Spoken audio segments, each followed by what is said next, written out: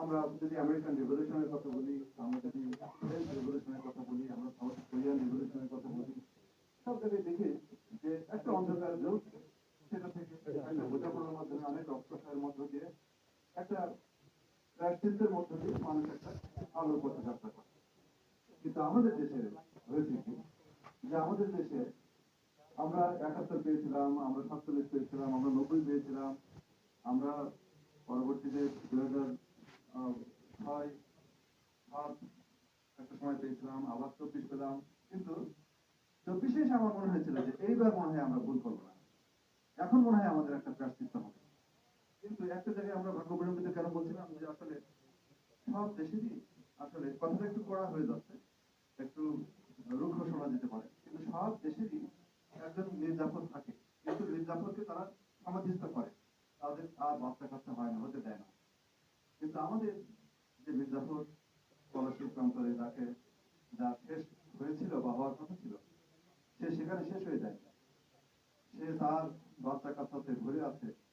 আহ, এবং তারা তারা কেন জানি মানুষের সঙ্গে প্রতারণা ও মানুষের সঙ্গে বিশ্বাসঘাতকতা করে চলছে। ২৪-এর গণ আন্দোলনের পরে আমরা একটা কথা আমার করে করে মনে হয়, ছোটবেলায় শুনতাম যে বলে, সে একটা কথা ছিল গ্রামাঞ্চলে, যে একজন মারা গেছে তাদের ভয় পাচ্ছে না, কিন্তু আজরাইল যে বাড়ি চিনে গেল এটাই তাদের কাছে তাদের ভয়। তো আমার কথা হলো যে আমাদের সন্তান সন্ততিরা যারা বুকের রক্ত ঢেলে দিয়ে ২৪ নিয়ে আসলো, তাদের শক্তিমত্তাকে কিন্তু চিনে ফেললো শত্রুরা। এই শক্তিমত্তাকে, অর্থাৎ এরা যে এত অপরিমেয় শক্তিশালী, এটা কিন্তু চিনে ফেললো। যাতে এই শক্তিকে কিভাবে ডিটার করা যায়, এই শক্তিকে কিভাবে পরাস্ত করা যায়, তা এর চেয়ে ৩ গুণ শক্তি দিয়ে বা ১০ গুণ শক্তি দিয়ে কিন্তু তারা কাজ করছে। কাজে এটা যাতে না হয়, দ্বিতীয়বার আর ভুল করার কোনো সুযোগ নেই। ২৪-এ আবার ভুল করলে আবার এটা আরো ১০০ বছর ধরে সেই সেই সেই অনুশোচনা আমাদের করতে হবে এবং আমাদের সেই সাফারিং এর মধ্যে যেতে হবে। কাজে সেই ভুল করার দরকার। এই এই এই জায়গা থেকেই আসলে এটা বলছিলাম যেটা প্রথমে, যে এটা কোনো বিতর্ক না, কোনো বিতর্ক না, এটা একটা ফন্দি, এটা একটা রাজনৈতিক, এটা একটা হঠকারিতা।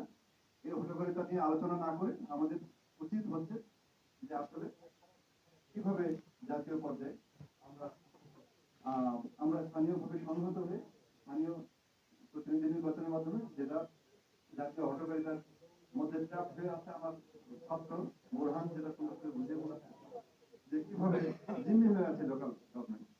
এই জিম্মি দশা থেকে তাকে মুক্ত করে সত্যিকার অর্থে মানুষকে এম্পাওয়ার করে তারপরে জাতীয় নির্বাচনের দিকে যেতে হবে। তার জন্য একটু সময় দরকার, বেশি লোভ করলে হবে না, এত লোভ ভালো না। লোভের কারণে এই জাতি এত রক্ত দিয়েছে, আর লোভ করলে চলবে না, আর ওই চাঁদাবাজির জন্য সুযোগ খুঁজতে হবে না, এখন একটু